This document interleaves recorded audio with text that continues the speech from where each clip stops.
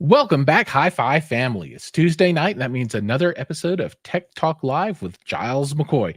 And tonight we've got another good one. I mean, these shows just get better and better, and I can't say how excited I am to have the conversations that we're going to have tonight because I'm going to be joined by two guests that are both awesome, and they're going to have really great stories for you that spread across the globe from Asia to Europe to all around. And first, we've got Roy Feldstein with us. And Roy uh, works with a number of brands that you might be familiar with, but the one that we're going to focus on today is Rekkord, and they do turntables. But let's get started, Roy. Maybe you can tell people a little bit about who you are and why they should care. Well, why should they care? I've been in the hi-fi business since I started part-time when I was in college. And with my brother, I ran a retail operation here in the New York area for 40 some odd years. We decided to start a distribution company back in 2016. And we thought we would bring in products that fit into two different categories.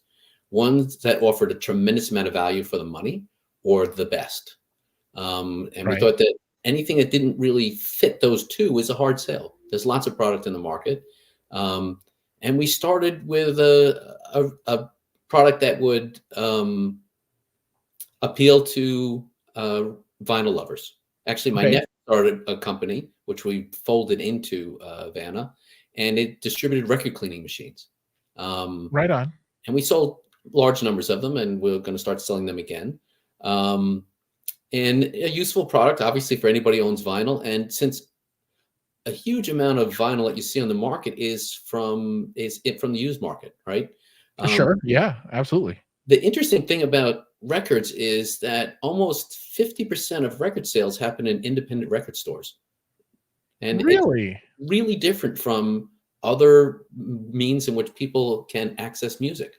And independent record stores make a predominant amount of their profit really from used records. So that's why you see them so actively advertising to buy used collections.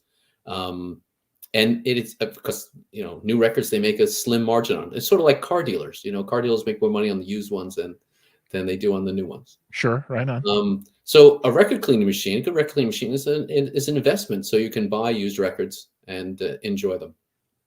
Interesting. That's pretty cool.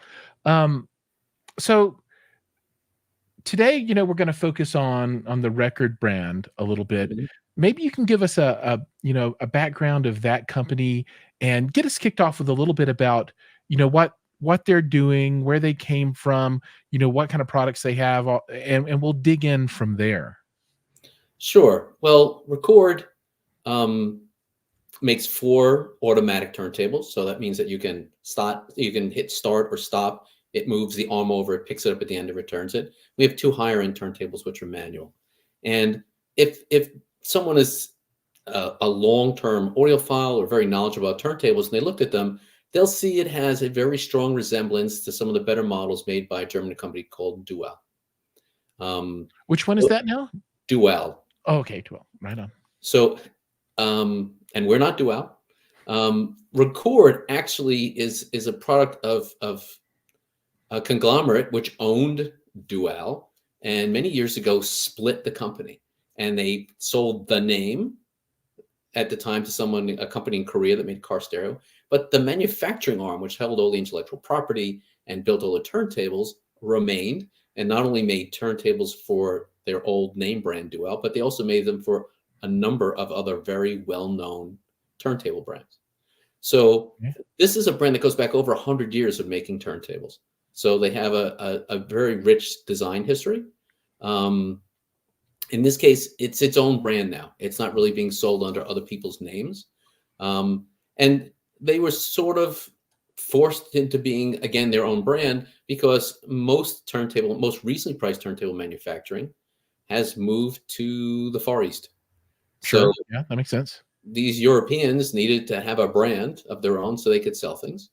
And it's great because, most of the chassis that we're selling, the designs reach back until the 1970s. So if you look at our turntables, They use low to medium mass arms that works with moving magnet cartridges. Right. And about these type of cartridges is they tend to track a little bit better. So if you're buying used vinyl, or you don't have perfectly flat records, our turntables are really compatible with that. Um, Okay. Yeah. Yeah. and this factory also had years ago um, developed a very high quality system for dynamic downforce. And what dynamic downforce is you balance the arm and the cartridge, and you apply the downforce using a calibrated spring. Okay. Normally, most turntables that you see, you move the counterweight, so there's a static downforce. Exactly. That's what I'm familiar with. Right. The thing is that the turntable, it really is very critical the turntable be very level, perfectly level when you're dealing with static downforce. And these turntables with dynamic downforce, it's not as critical. So the person who brings this home, who may not be an audiophile with a separate rack that's all been leveled, everything's perfect, is going to put this on a piece of furniture. And we all know that it's very hard to make sure, because the way your floor is and that rack is, Sure. It you could be a can't little make bit it off. perfectly level. So Yeah. you can bring this home and put this on your piece of furniture, and it will still perform as it's supposed to. So it has a number of really good design details, because in the 70s, the turntable was the mass market. It was before CD, obviously, which came out in the 80s. Right. So this turntable really suits, I think, what we're seeing in the market today, a growing market. Turntable LP sales have been growing for over 17 years at this point. Yeah, there's been a huge resurgence for vinyl just in general, which is really interesting because there were a lot of people that called for the death of vinyl, completely. Uh, I'm curious, what do you think has brought that about? Why? What is the kind of the historical push for the resurgence there? I think that people like to touch the albums. It's a tactile thing. People love the artwork and be able to read it. Even with CDs, you had to open up and pull out that little book, and the printing was Right. very small. But for a lot of people, CDs have gone away, and they just have streaming. Um, and unless you have a really great streaming platform, you can't really look at it and gain a lot of information about the music. Um, and I think the other thing is, people use music like it's wallpaper. It's just Yeah, in it the just plays in the background. back. And with a record, since the record side is relatively short, you tend to stay in the room with it. You make it a little bit more of an experience. You sit on the couch, you put a record on during, when you're making dinner, and you make it something a little bit more special. A similar thing has happened with movies, right? I consume movies like so quickly because of all Right. the streaming. I put on a really great movie. I just sit down on the couch. I turn around and say, great. I don't go to a movie theater and have an event about it. The only people who do maybe have a nice home theater at home, and they sit down and they enjoy it. But everybody else, it's no different from an ordinary television show. Mhm. And I think the LP helps to make your music listening to be a bit more special again. Yeah, I agree with that. I think there is something to the whole process, right? Especially for what I consider to be the aficionado, the collector, right? That really likes to take care of their equipment. When you listen to a record, you'll take it out. You might brush it, right? Sometimes you're going to want to clean it, and you go through this process to have that musical experience, right? And Mhm. I don't want to call it the ritual of vinyl, right? But there's something to that, right? People who love Yeah. their cars like to go wash their cars and do maintenance and all those kinds of things, right? And it kind of translates over, I think, to turntables and record players as well. So I'm going to pull up the website, right? Mhm. And we can talk through some of these products because there's some things that I don't necessarily fully understand that I want to. So let me see if I can get to where I want to be here. This it puts up a little thing. I think it might have covered up the UI here. Oh, there it is. Okay, so let's go to turntables. Mhm. And okay, so there's a fully automatic entry level record player, but then Right. we go up to a fully automatic entry level sub chassis turntable. Right. The pictures look fairly They look the similar. same. Yeah. Yeah, this one looks a little bit taller, maybe, but what is the difference here? So it's an internal difference. In this case, the platter and the F100, which is our entry level turntable, the platter and the arm, everything is attached to the main plinth that we can see there. Once we get to the F110, we have this isolated subchassis. So there is a metal subchassis which holds the platter and the arm, and has a dampened connection. It's an isolated connection. It basically sits on an absorbent material, Okay. All isolated right. from the main chassis. So with turntables, we worry about feedback, though of course there is some microphonic problems with other components as well. So obviously you're playing music in a room, the floor, the walls, everything has a little bit of vibration to it. And of course, the surface that the turntable sits on vibrates a little bit. The isolated subchassis reduces the feedback of that vibration into the record and obviously the cartridge. I got you. So Yeah, I'm going everything through but our now. entry level turntable has one of these isolated subchassis. Yeah, that's really cool, and I think that helps me understand a little bit more too, right? Because so these are the entry levels, and that's the distinction there. But then you can step up to the higher end models, which is F300 and 400, and Yes. obviously you can see a difference in finish. But what is the distinction between entry level and then advanced and then audiophile? So the 300 and the 400, you can fit different types of cartridges too. Right? Okay, all right, that makes a lot of The sense. 100s and the 110s are made for, especially for first-time buyers. There's very little to do when it comes out of the box. We're not expecting to do a whole lot besides put the platter and the belt on and plug it in, and it would work. Right on. Um, the F300s and the 400s, you're going to have to put the counterweight on and balance it, like I said, and then Hmm. turn the calibrated downforce gauge. But these are heavier chassis, heavier platters. Um, they're going to produce a better bottom end, better bass, and they have better tone arms than the F100s and the F110s. Yeah, it looks like okay. So we've got a satin black finish.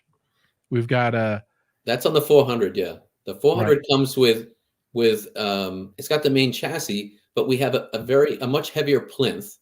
So we have four wooden chassis, two of which are matte black, one's matte black, one's a high gloss black. They Right. have two really nice wood finishes, the Macassar and the cherry. Yeah, Um, that Macassar, that's the one right there. I like that. That's gorgeous. that is one of the best selling models we have. Yeah. Um, and there's a fairly we charge different amounts for the finish. So you can buy an F400 starting at $799, and the Macassar is the most expensive at $949. So it Oh, steps up. You can choose the cosmetics. that's still rather affordable for a very high end turntable. That's pretty accessible to folks. Yeah. So since we're talking about price, um, what's the if somebody was a let's say a neophyte um, turntable vinyl person, they're just wanting to get into it, right? So Mhm. they're like, okay, I've streamed and blah blah blah, but now I really want to try something new, and they said, okay, let's F100 looks right for me. I'm going to try it. What kind of cost and what kind of things do they need to purchase to get into that system so they can listen to vinyl? So we offer the F100 in two versions. The basic version, which plugs into a phono input on an amplifier or receiver, is $369. Oh, awesome. Um, because a lot of components out there don't have a phono input, to make it easier for consumers, Rekkord offers a version with the phono stage built in, which is called an F100P, Okay. and those are $399. So that would work with a powered speaker, for instance, or a sound bar that had a line level input, or like surround receivers. Surround receivers have a lot of microprocessors inside them, and the manufacturers, especially on the smaller ones, quite rightly didn't include phono stage because they worried about noise. So Right. you could use an F100P with a reasonably priced surround receiver and get good performance. Yeah, so that sounds like a great way to go for people that really want to try this out.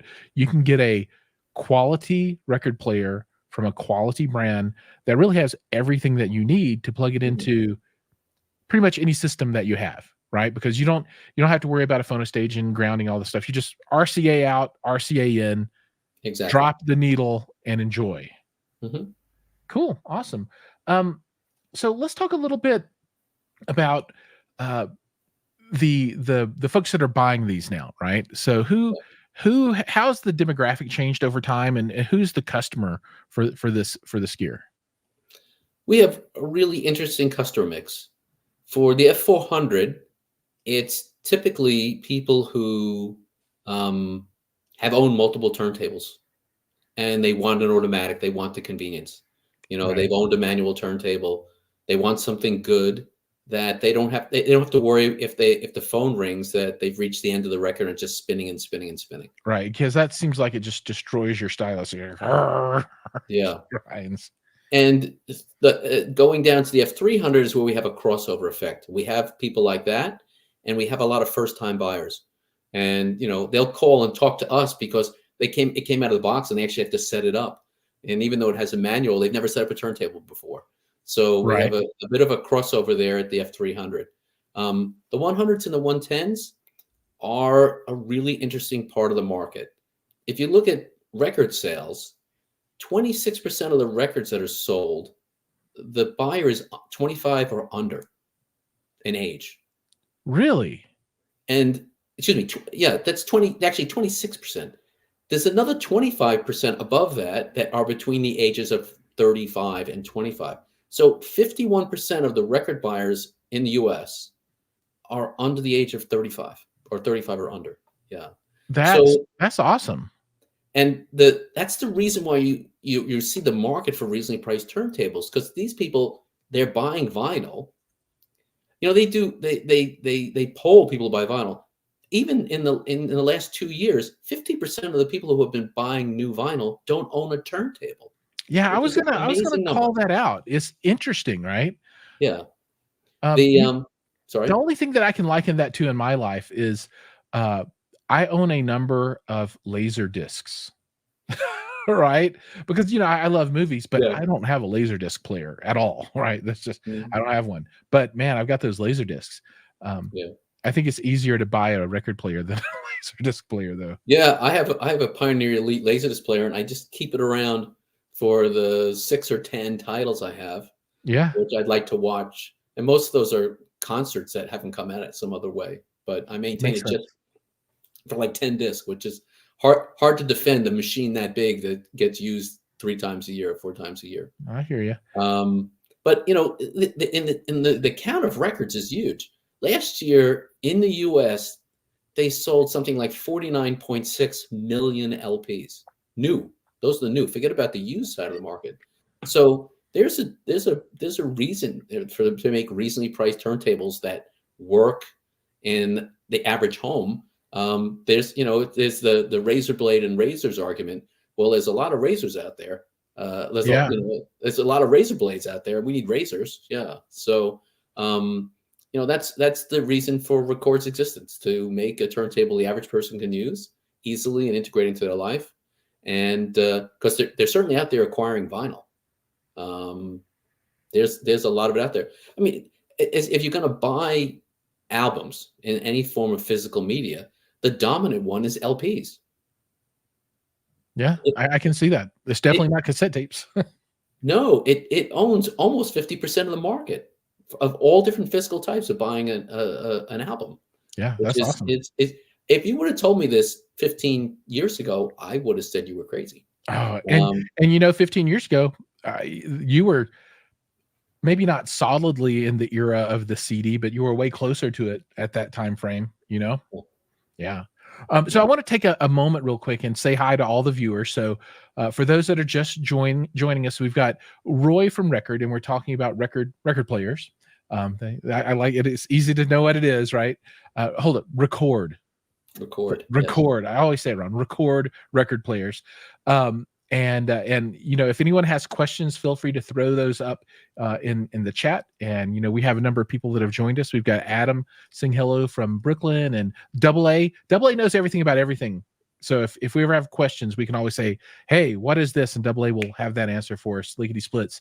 Hello from Michigan, and he is the proud owner of 12 albums. Right, that's a good start. It's a good start. We've got Larry checking in from SoCal. He's got some vinyl, but no player. See, he falls into that 50% category, right? Yeah. And then a bunch of comments coming down from there. And then Hi-Fi Haven, he's in Colorado here with me. And then a bunch of people that are watching that haven't said anything yet. But feel free to say hi, introduce yourself. We're always looking to make more friends here. And thanks for everybody that has joined. Okay, now the next thing I want to talk about, and we're getting ready to shift gears into the second piece of the show here today. But I do want to know two things, right? So where can people experience this gear if they want to check it out before they buy? And then if they want to buy, where do they buy these things at? So we're still trying to grow the Rekkord dealer network. It's still obviously a new brand in the US. Yeah. We update our website, which is Vana, VANA, and we do have a dealer finder there.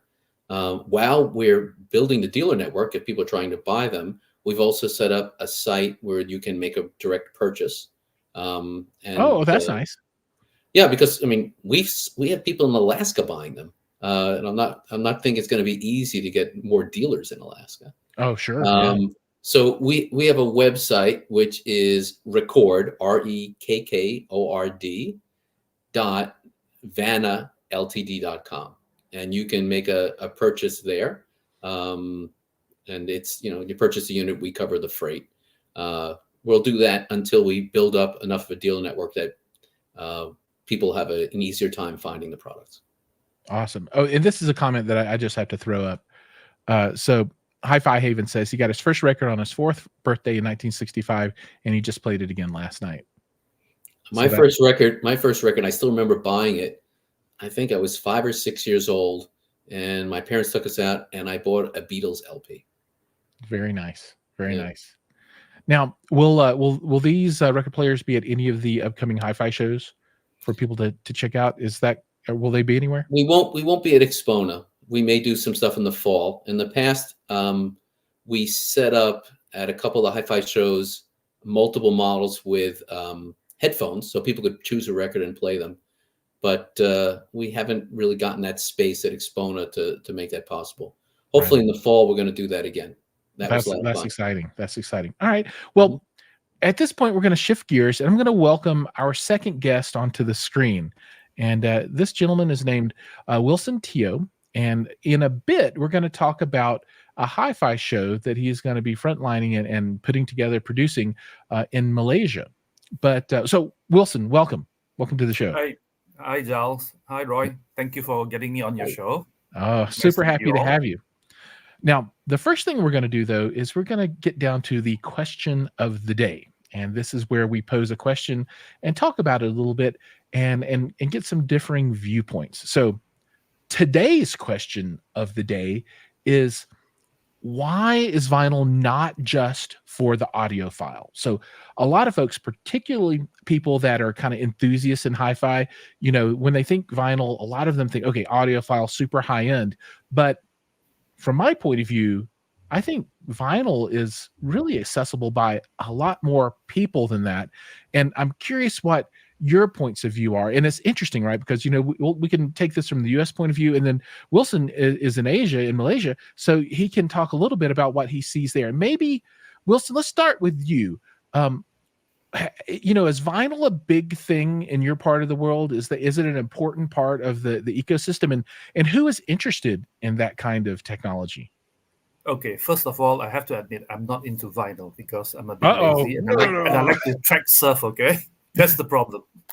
Now, that's the problem with digital sources. You can just track surf. It's a very bad habit. Fast forward. There are a lot of people here who are into vinyl. You have people who collect, and people are still chasing for those, holy grail albums, which they pay a lot of money for.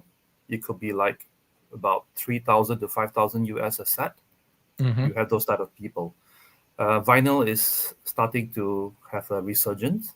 You can see that. I think it's that nostalgic thing. It's very, tactile. You really feel it as you put it on, like what you all were talking earlier on. You clean Mhm. it, you put the needle, drop the needle on it.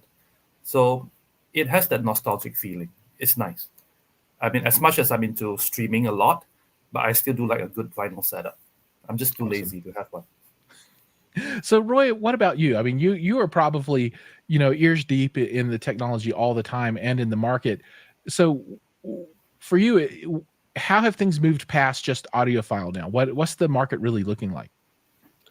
Well, I like to visit record stores. So I go in and I look at the people who are there, and very few of them would characterize themselves as audiophiles. Hmm. And I like to listen to them talk. And, record stores are great because they always have at least one or two people there who are enthusiastic about collecting music. And I listen to conversations, and none of it touches on the things that my audiophile customers like. The last thing is maybe sound quality, right? But before that, they talk Interesting. about whether is the record make crackles, is it noisy, is it clean or not? And I hear them talking about the history of bands and artists, and that is, to me, it's the right way it should be. If you're sitting in a record store, you should be talking about music and not necessarily sound quality. Um, and it's interesting to see like what are the biggest albums, like the top 10 albums, which they post every year. And most of them are albums that, it's like Taylor Swift. Taylor Swift Well, sells she's like, like number one for everything. So right, but she sells like, such a high percentage of it. In the top 10, she's going to have at least two albums. I mean, yeah, the last couple of years, she sells over 1 million LPs a year. Forgetting about all the other ways it's uploaded. Um, And I remember looking at it once. It was Olivia Rodrigo and all these things. The only thing that pops up that would not, which is different than that is, sometimes you find a Beatles album or a Fleetwood Mac album. sure. But those people are not sitting around talking about, did the cymbal sound exactly right? Do you see, the imaging and everything? They're into music, and as we've all said, they really want to be into music. So handling the record means something to them. And I think that's great. Audiophiles eventually, analyze something to death and it loses the enjoyment. Right. Right. No, that makes a lot of sense. So Yeah. I think ultimately what we're saying here then is, you know, the uh, the vinyl market really nowadays has grown to the point where it's really for music lovers that want to own that music, right? And be able to look Mhm. at it and have an experience with it and share it with people, right? And then have Right. those conversations. And what's better than they have some vinyl coffee shops, right? You can go and sit down, you can take an album and they'll play it and you can drink coffee and people will say, "Oh, what's this? And where did you get it at?" And create these connections that's all based around that musical experience. So yeah, I think that's awesome, and I love to hear that. Vinyl is not just the territory of the $1 million system with all the crazy technology. You can really just enjoy it just Mhm. for the music. That's Yeah. cool. All You right, know, well, go ahead, Wilson. Yeah. yeah, Giles, you're right about. Okay, I'm based in Malacca, which is south of the capital in Malaysia. Hmm. It's a South of small KL. town. No, south of KL. Yeah. So there is a little cafe, a vinyl cafe here. And people do like going there, seeing the vinyl be put on, have a drink, have a kombucha, and they just listen to music. Just like Roy was saying, it should be about the music and not, do I hear the saliva dripping off the microphone? Right. It's just gone out of hand. We don't enjoy music anymore. You're just chasing components. That's about it. Sure. That Mhm. makes a lot of sense. All right. Well, Roy, I'm going to say thanks. I really Thanks for having appreciate you me. coming on to the show. For people that are interested in finding out more, I'm going to put all your links down below. So everyone, please look in the comments, and you'll be able to go look at the brands. You'll be able to make a purchase and check everything out. And as always, if you have questions, feel free to reach out to me. I can make sure they get to the right spot so you can get all the information that you need to further your vinyl experience. So, Roy, thank you so much for joining tonight. Thank you. See All you, right, take Roy. care. Bye. Bye. All right, now we're going to move on to the third segment of the show, and I'm pretty excited, right? Because this is some new territory for me, and but I think before we get into that, Wilson, let's talk a little bit about you, who you are, kind of your history, and then let's talk about the Northern International audio and video show in Penang. Penang.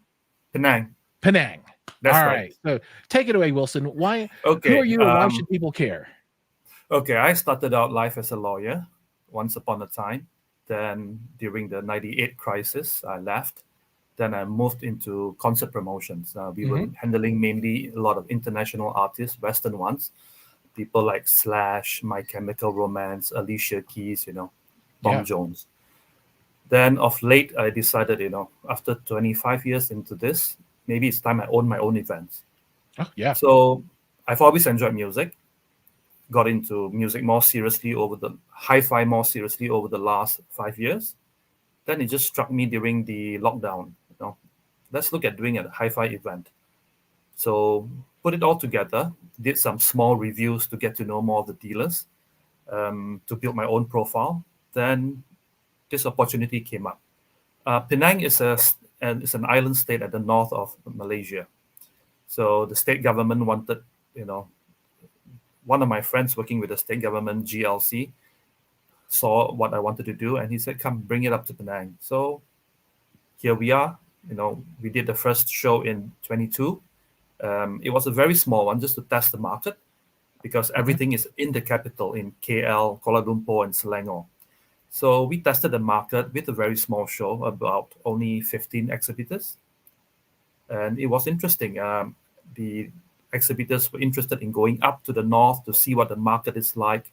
And they felt that, there is an opportunity. So this is the second installment in 24.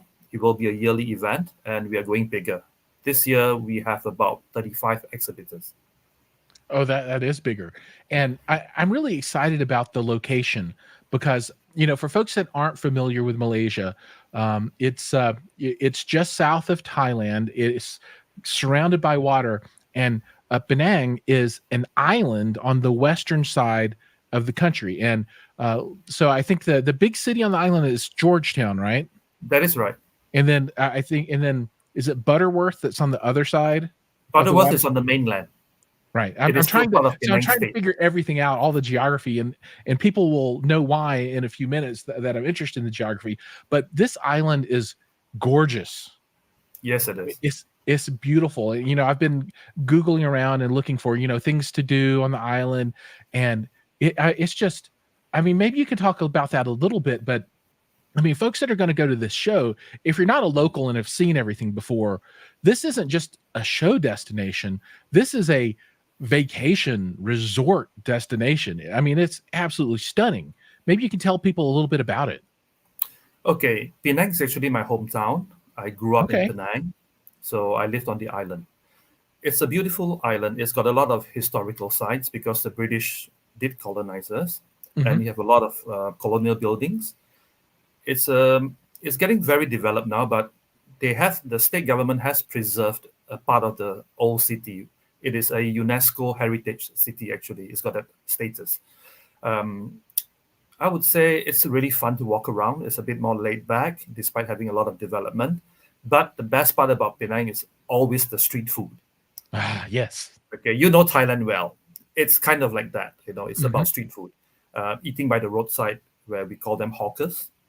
We got noodles. We got, various kind of food, from oyster omelets and many other stuff.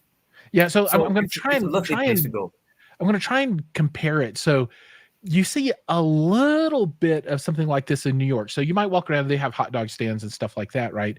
But it's nothing compared to what you see in Southeast Asia, in Malaysia or Thailand or the other countries. There's food everywhere all the time.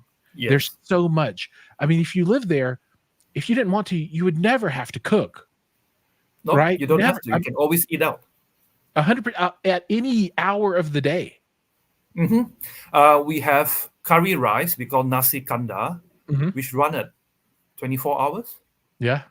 So you can have curry rice for breakfast. You could have it for dinner and even supper. Yeah, I love it. And just anything that you can think of, and the prices are really reasonable too. So I think the exchange rate from the USA. So the currency there is the RM, is that right? The ringgit, RM. The ringgit. Okay, so and I think it's like 4 3/4 ringgit to $1 right now, something like that. That is right. So You how could much? get a How much meal by does the it cost to roadside go? for about $2 max, or even $1.75. Yeah, so it's That's all. very inexpensive to eat. Mhm. Yeah. And I was talking with a buddy of mine today too. So I want to talk a little bit about the venue for the show. And this is a hotel brand that I think a lot of Americans might not be familiar with if they haven't traveled internationally. But once you make it out to Asia, this is a huge high-end hotel chain, the Amari Yes, it is. chain. The And Amari chain. yeah, and I run with my wife a YouTube channel about travel, and Mhm. we've covered one, or at least I'm trying to think, one or two Amari properties in the past, and they're gorgeous. Whenever we have an Yes, they are. opportunity, we always try and go there because we know that brand means quality. And this is the show's going to be at the Amari Spice Hotel, correct? That is right, in Penang. Okay, so and then can you talk a little bit about the facility there, the hotel? Okay, Amari Spice opened back in late 22. So this thing's brand new, Spanking brand new. It smells great. brand new. Yes, it is. If you talk about the general dining area, not the specific restaurants, it's like double, triple volume height. Mm-hmm. And they've got a nice decor hanging, centerpiece hanging, which looks like the little red rubies. Really, that's It's cool. really cool. You're gonna love it. I do like the place a lot. I've been there to check it out. I've stayed there to test to see what the facilities are like, and it's a very lovely hotel. I really do like it very much. That's great. So not only do you have a beautiful location to go to, but you also have a great facility. So for folks that want to travel there, what's the best way for non-locals to get there? I guess if you're local, you just is it ferry only across the island, or is there a bridge? Or Okay. Well, we have an international airport on the island, okay, so you could just fly in to Penang from wherever you are, and the hotel is located approximately 15 minutes away from the airport, even with a jam, maybe 20 minutes. That's about it. It's close Okay. by to the airport. So just fly in, take a taxi, scoot over to the hotel, check in, and you're ready to go. Awesome. That makes it really easy. Yes, it does. I mean, like what you say, it's not just about attending a hi-fi show, but you can have a break along with the hi-fi show, have a good holiday, eat a lot. Yeah, and what I really expect to have happen, as this show and other events on the island are developed, is it referred to as the island, or what? Yeah, we refer to it as the island, and then the other side we call it the mainland. Okay, all All right. the action happens on the island. Yeah, all the good stuff's on the island. Yeah. But as these events are developed here, I mean, it's really poised in a very good location to really, really get big, right? Because it's really easy and accessible, right? So you're like a 2-hour flight from Bangkok, maybe. Yes, 2 hours. And then About you that. can get there easily from the Philippines, and you can get there easily from China, and Japan is just maybe 5 hours or something like that. So That's right. so it's not far at all. Now, obviously, coming from the United States is probably the most difficult spot to get there. It's the longest flights, but from Europe, it's probably only a 10-hour flight, right? It's about 10 hours from Europe, about 12 to 13 hours from the UK. Mm-hmm. Easy. Yeah, so you can fly directly into Penang. There are some flights from the Middle East. Some of the Middle Eastern airlines are doing direct flights to Penang. Really? Or alternatively, you just fly to KL, then take a short hop over to Penang from KL. It's about 1 hour flight. That's all. It's most convenient. Right on. Now, what's the name of the building in am I saying it correct? Kuala Lumpur? That is correct. That's the Close capital. enough. You are right. What's the really tall building there? You have the Petronas Twin Towers. That's it. Tallest Twin Towers. But now we have a new one that has pipped the Petronas Twin Towers. Is the Merdeka 118. It's 118 floors. It's the new one. Yeah, so the Petronas, it's like this, and it's got the bridge in between it, right? That is right. Yeah, so it's iconic. Everybody in the whole world knows that one. And one day I want to see that. So maybe in the future. Not one day. You'll see it in April. Oh, okay. All right. Can you see it from the island? No, not at all. It's The far, island is about 200 miles away from the capital. Oh, okay. All right. Okay. Yeah, it's a haul. Okay. Yeah, so that's exciting. So the reason that that Wilson's on today, I guess, is twofold. One, we want to talk about this and let people know that the show is out there, and that people should really look at, as they think about travel, you can really mix in all of these different things, right? So you can say, I want to go to a beautiful beach and I want to have a beautiful experience and eat beautiful food and meet really nice people. And I can go to this hi-fi show that will have brands that I might not see in the United States, right? So that's one part, right? Is to talk about those things. And then while you're at the island, have a great vacation. But the second part is I'm going. So I'm going to be there and I'm super excited. Because one of the things that I've always wanted to do is cover shows in Asia, right? And this is going to be the first show that I've had the opportunity to cover. So I'm very excited for that. And Wilson's a great guy, and I don't know, I've known you for a couple, 3 years, something like that now. And Thereabouts. and I want to support however I can. So this is a great way that I can help, spread the message about this show, Right. and then about the island as well, because my favorite place to visit in the whole world is Southeast Asia. Right. I just, in any of the countries there, they all have their own flavor. They have their own beauty. But the people just universally have always been wonderful. And the experience is always great. And I like to share that with people. Right. So let's see. I'm trying to see if there are any questions. Nothing yet about the show, but I want to dig deeper into what people will experience at this show, because it's not just vendors. There are other things happening. So could you tell us a little bit about those other things? Okay. I mean, more often than not, when we go to such hi-fi shows, it's always about hi-fi and its components. If you look at the demographics, it's always male, about Always. 40s to 50s on the average, at the very least. So we decided that it's time for change, to bring new blood into the industry, into the hobby. We need the younger crowd to come in. Those who are into DAPs, headphones, Yeah. we need them. If not, the industry isn't going to survive. So on that front, we are making it more family friendly. We want to attract what I call the consumer electronics or consumer AV people to come. People who are more interested into TVs and home, simple home theaters. So we want to push them into this hobby. Sucker them in. Right on. For want of a better word. So what we will have is, other than just your standard hi-fi components, we are also infusing anything to do with audio and visual, whatever you see and hear. So we are infusing things like there will be an exhibitor coming in from Singapore that's going to showcase the new 360 plus VR systems. It's gonna be a game changer. I mean, Apple has just launched their VR headset, so it's going to be something new. Then also somebody who's working on office systems, using it on tabletop with a display. It's like watching, Mission Impossible. You just flick it.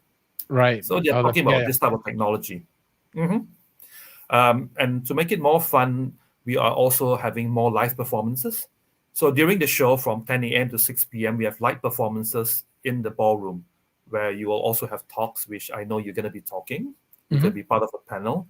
So it'll be interspaced with live performances, 2-3-piece bands. I mean, I've always believed music should also be live. It's a different experience when you watch music live. But the Pièce de Résistance is at 7:30 p.m. after the whole shebang is over with the exhibition. We are heading next door to the Spice, which is a convention center, the rooftop garden, where we are setting up a stage and having a full-on concert there with local artists. That's multi-genre. Right. If anybody bows out unexpectedly, I will come in and fill in for them. I can't sing, but I will be there for you. I got you covered. You play the triangle. I will do something. Okay. Other than that, if you talk about our objectives, it's not just about making money out of the exhibitors. What we are doing is trying to promote local talent, be it artists or even talent within the hi-fi industry. Like we have one person in Penang, Dr. Anwar. He's an IT geek. He's built his own music server. So, we believe that these people should be given a platform to showcase their products. It's good for the locals. Absolutely. Yeah, I mean, it makes a lot of sense. So I've got two final questions for the Right. evening. So if someone wants to attend, what do they need to do? How do they attend? And then do they buy tickets, or how does that part work for people that want to attend the show? How do they get there, and then how do they get set up? Okay, just firstly, check it out on our website. It's www.northern And I'll put that So, down below in the notes. yeah, so it's got all the information there. Now, the best part of doing this show is admission is free for everything. Everything is free except for the components on display. Okay, that one you have to buy. You can't take those. Now, we will have some very expensive components set up. I think some people will be setting up systems which will top 300,000 US. Wow, nice. Definitely. There will be one exhibitor, which I know, he will price everything that he's setting up except his cables. So you can imagine how much his cables will cost. That's funny. It's like a Honda Civic for one cable. Oh, I believe it. Yeah, no, at that level. So that guy is just nuts. Well, good for him. That's awesome. So if people want to come, admission is free. They don't need to do anything. They just show up. Just show up. And then, is there hotel space in the Amari? Yes, Amari's got a lot of hotel rooms, and there are quite a few hotels in the vicinity of Spice Convention Center. You have hotels like the Olive Tree. Mm-hmm. So these are all decent hotels, and quite a few AC hotels that's also nearby by the Marriott Group. Right. So there are 3 or 4 good hotels in the vicinity. Great. So really, all people need to do is get a flight, get a hotel room, and then show up and have a wonderful time. Yes. Great. And of course, they should stay at the Amari. Oh, I agree. Yeah, my sponsors. If people haven't stayed in an Amari before, when you stay there, you become a customer for life. And I guarantee you, that's whenever I go somewhere, I always look for an Amari. And if they have one, it's always at the top of my list, the short list of where to stay with my family. The Amari Phuket is lovely. It really is. Absolutely. Yes. Yeah. And what are the show dates? The show dates is on the 26th, 27th, and 28th of April this year. So we start at 10 in the morning, and we should finish the exhibition by 6 in the evening. Okay. But then come 7:30, we're gonna rock the roof off the convention center's rooftop. Right on. So it'll be 3 full days. 3 full days, yes. Great. And we're, gosh, I guess about a month out. Oh, you have to be getting excited now. It's real. I know. It's really real. It's getting manic very soon. Great. Awesome. Well, I think that's going to close it up for us. Thank you so much, Wilson, for joining us on the show tonight. Thank you for having me on your show. Oh, it's my pleasure. And I will see you in person here in about a month. In about a month's time. Yeah. And then for everybody that's watching, keep your eyes peeled, because I'll be covering everything and getting content up as fast as I possibly can. And that'll really talk about not only the show, but also the facilities and then the surrounding area as well. My goal is to try and bring people along with me virtually, right, through the content, so they can feel what it's like to take a trip. And at the end, after everything's done, I'll make a big video that shows the whole process. Here's the plane and coming and going to the hotel and what that's like, and then walking around the show and all those things, and then what it's like around in the area and the food and the whole deal. It's going to be fun. And performing at the concert. And that is the cherry on top as I become a international smash, and Taylor Swift starts opening for me. Oh. Okay, Wilson, thank you so much. Thank you. Take care, and I'll see you soon. Take care. Okay, see you soon. Bye. Bye. All right, folks. I'm really looking forward to meeting Wilson and all the good folks there at the Northern AV show. It's going to be super cool. I'm really excited for that. And now we're going to go ahead and close the show out with the 4th segment, which is just a little bit of hi-fi chat, what's coming up on the channel, and then answering any questions about anything that anybody might want to chat about. So Hi-Fi Haven says, looking forward to the coverage. Me too. I'm really excited for that. And then Rob put a question down. He says, can someone help me understand the novelty with vinyl? I saw some LPs a few weeks back, and they are really expensive compared to a lossless download, which seems more convenient and better quality.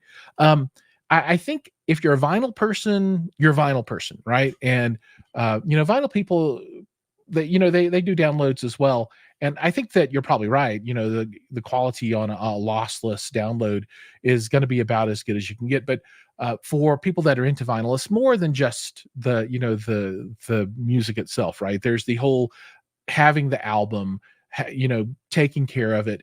And it really appeals to the collector as well. So, LP folks that want vinyl, they just want vinyl because they want vinyl. If you look back here, I collect books, right? And, I could read books on an e-reader if I wanted to, and I read stuff online and on my screen all the time. But, I like to sit down and crack open a book occasionally and read it that way as well, right? And then, it's comforting for me to have all of the pieces of fiction that I've enjoyed over the years that are near and dear to my heart, and so I keep them close, right? And I think there are a lot of people that do that with vinyl as well. So hopefully that's a little bit of insight.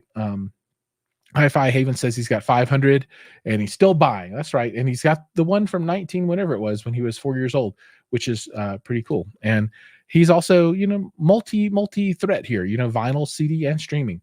And I'm personally mostly a streaming person. I have some CDs and I have one album, but I don't have a record player right now, which is kind of weird. But for me, I love the music, and I always have something playing one way or another.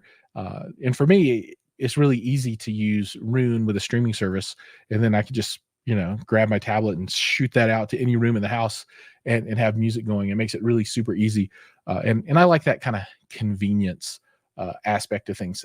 So coming up soon on the channel, I'm going to do some more product unboxings, and a TCL television review is imminently coming up. I'm going to work on that over the weekend and hopefully get that one out. I'm going to have some speakers delivered that I'll work on over the weekend as well. So that's probably my next 2 video projects. And then after that is going to be a video AVR that I've sneaked some pictures out on my content on my channels about that I'll be covering, which is really, really nice. Premiere unit, and it's awesome. And I'm a little overdue on that one, so that one will be coming as well. So that's probably the next 3 pieces of content that I'll have. And then after that, a couple of KEF pieces of content will be coming up.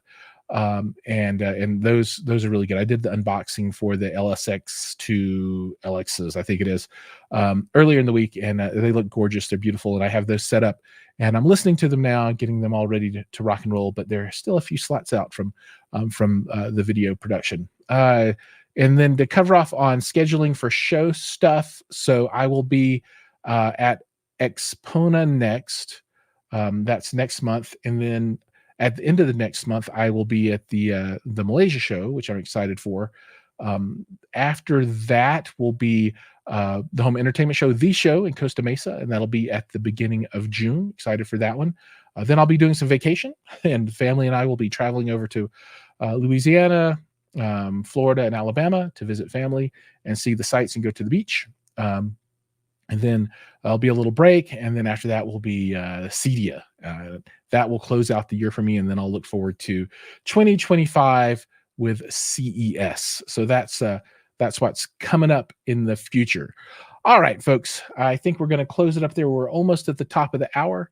Everybody out there, thanks so much for watching. Remember, like, subscribe, ring the bell. If you've enjoyed the show, share it with folks. Let them know that this is the place to be on Tuesday evenings. And if there's anything you ever want to see covered, let me know. I'm always happy to tailor my content to what everybody demands. So I will do that happily. Yes, there will be lots of Expona coverage. I'm looking forward to it. It's going to be a huge show. A lot of stuff, a lot of good, some world premieres, other good things there. So I will make sure to have that for everybody. All right, folks, take care, and I will see you in the next one.